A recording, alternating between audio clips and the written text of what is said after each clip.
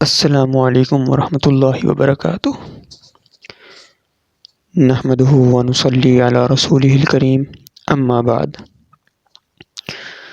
اللہم صلی علی محمد النبی الامی وعلی آلہ وسلم تسلیما کثیرا کثیرا۔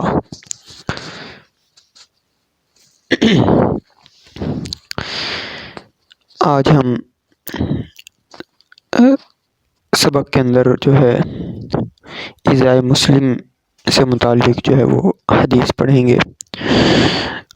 تو حدیث شریف پہلے سن لیں، پھر اس کا ترجمہ، اور اس کے بعد پھر جو ضروری ابحاث ہیں، ضروری باتیں جو ہیں وہ انشاءاللہ ہم زیر بحث لائیں گے اور پڑھیں گے انشاءاللہ۔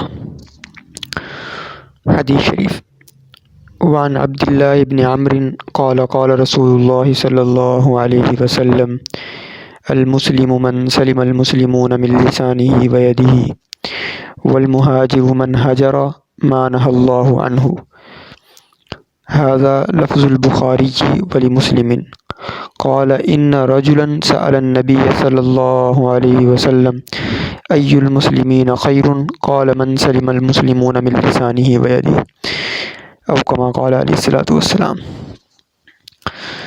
ترجمہ: حضرت عبداللہ بن عمر رضی اللہ تعالی عنہ سے روایت ہے کہ رسول اللہ صلی اللہ علیہ وسلم نے ارشاد فرمایا کہ کامل مسلمان وہ ہے جس کے ہاتھ اور زبان کی تکلیف سے مسلمان محفوظ رہیں، اور کامل مہاجر وہ ہے جو اللہ کی منع کردہ چیزوں کو چھوڑ دے۔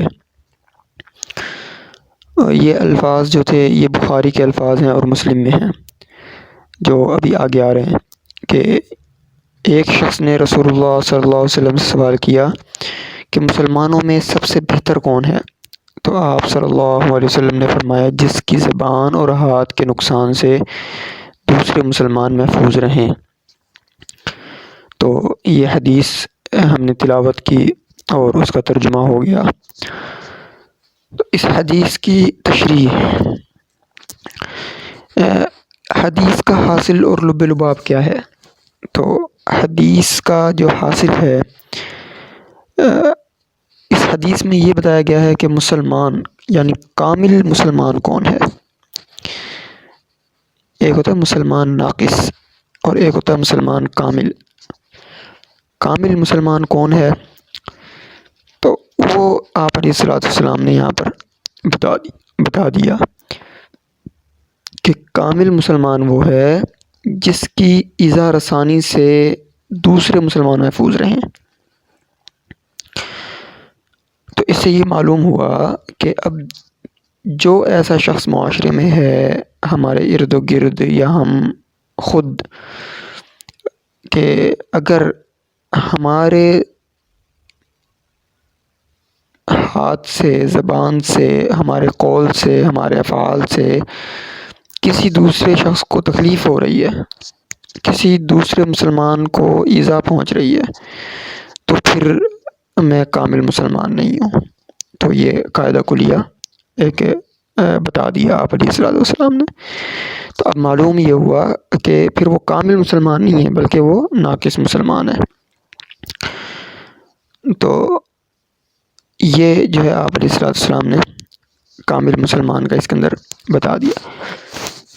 تو اب جو ہے سوال اس کے اوپر یہ ہو جائے گا کہ ایک شخص کے ذہن میں یہ سوال آ سکتا ہے کہ مسلمان کو جو ہے تکلیف پہنچانے سے منع کیا گیا ہے، تو آیا اب اسلامی ریاست کے اندر جو نیشنلٹی لے کر رہ رہے ہیں غیر مسلم، جیسے ہمارے پاکستان میں ہیں غیر مسلم جو ہے انہوں نے پاکستان نیشنلٹی لی ہوئی ہے، تو اب وہ ذمی ہیں، تو آیا اب اگر کوئی ان کو تکلیف پہنچا رہا ہے اپنے قول سے، اپنے فعل سے، تو آیا وہ بھی اس حدیث کا مصداق ہے یا نہیں؟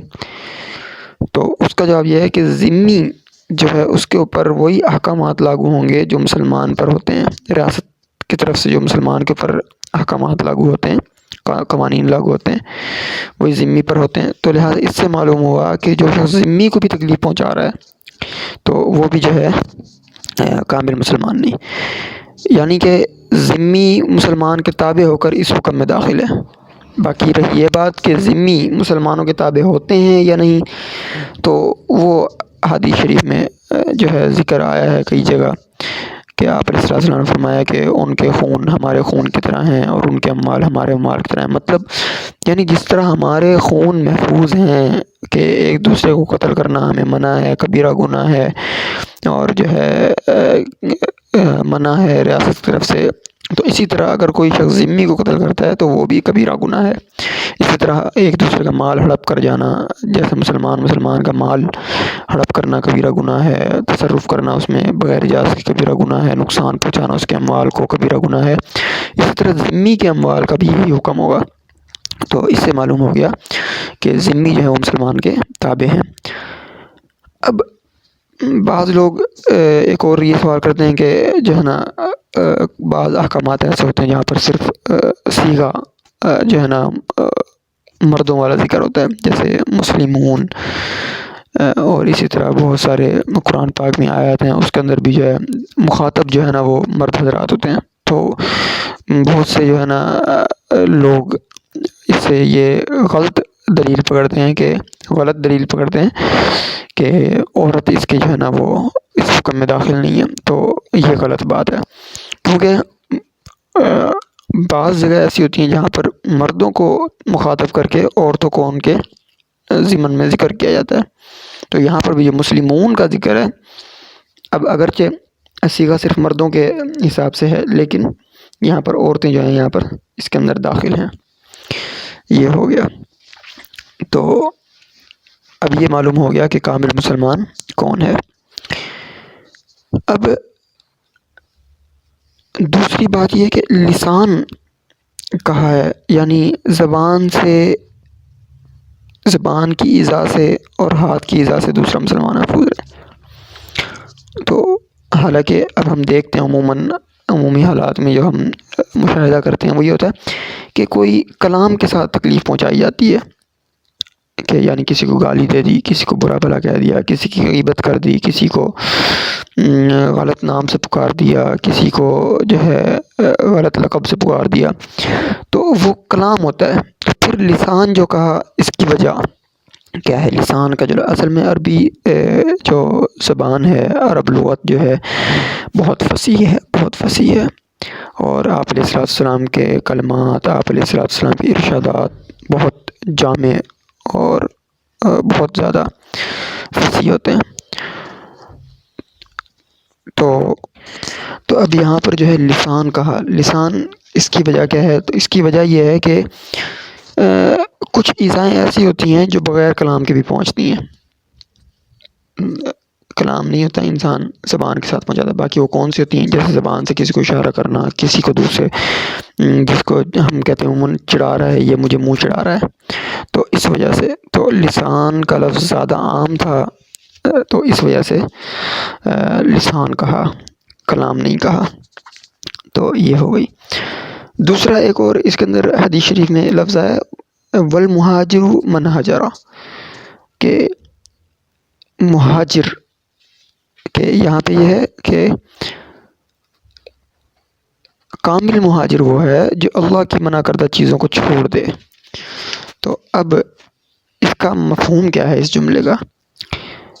اس جملے کا مفہوم یہ ہے کہ اللہ کی منع کردہ چیزوں کو چھوڑ دے، یعنی جو باتیں اللہ رب العزت نے منع کی ہیں کہ یہ کام نہ کیے جائیں، ان کو چھوڑنا بھی ہجرت کہلاتا ہے۔ یہاں پر ظاہری ہجرت مراد نہیں، بلکہ ظاہری اور باطنی دونوں ہجرت مراد ہے، ترک معاصی وغیرہ جو ہیں۔ تو یہ آج کا ہمارا درس ہوا۔ اللہ رب العزت مقبول فرمائے، اور اللہ رب العزت جو ہے اپنی بارگاہ میں قبول فرمائے، اور ہم سب کا خاتمہ بالایمان فرمائے۔ السلام علیکم ورحمۃ اللہ وبرکاتہ۔